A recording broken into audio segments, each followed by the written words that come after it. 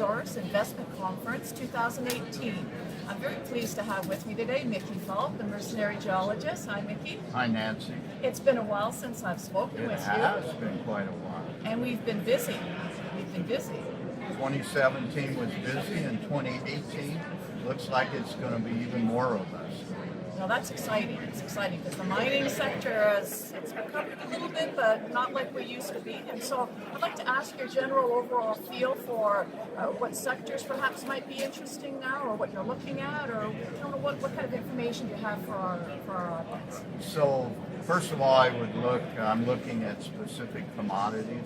So I'm very bullish on copper, bullish on gold, bullish on all commodities, but those are probably my main focus right now.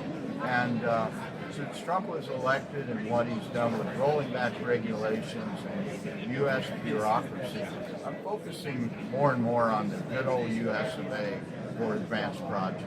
Right. And so do you feel that because gold has sort of recovered a little bit, that your interest is going to gold, or do you just think that gold is some safe place to be? Well, it's always a safe place to be, and the price right now is $13.30. It started last year, a year ago, and a month ago, let's say, the end of 2016, closed at less than $1,100 an ounce. So we had a really good bump for gold.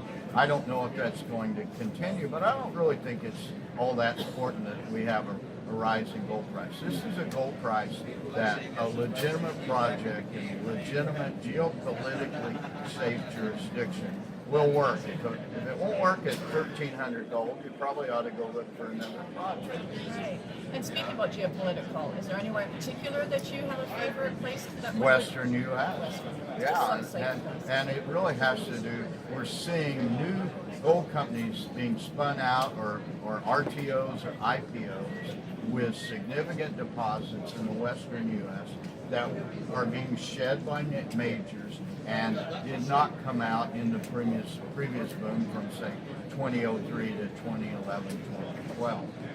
So the majors are taking some of these non-core assets, and juniors are picking them up and running with them. And the environment for permitting in the U.S. and lack of delays has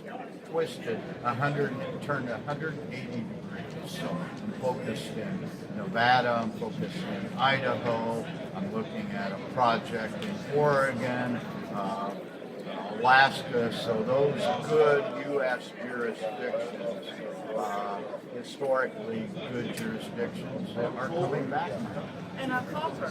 So would you have sort of a benchmark as to what type of a resource a copper company would have that you would be interested in, or is it just a more of advanced stage? Well, number one, I think the basis for it is I'm interested in copper because I am a short,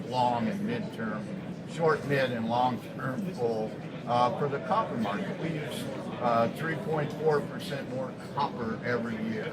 We've got 85 million more people on the planet every year, and 25% of those still can't turn on light. They go to bed when it gets dark, and they get up when it gets light. So the world is becoming progressively electrified, and you need copper to do that.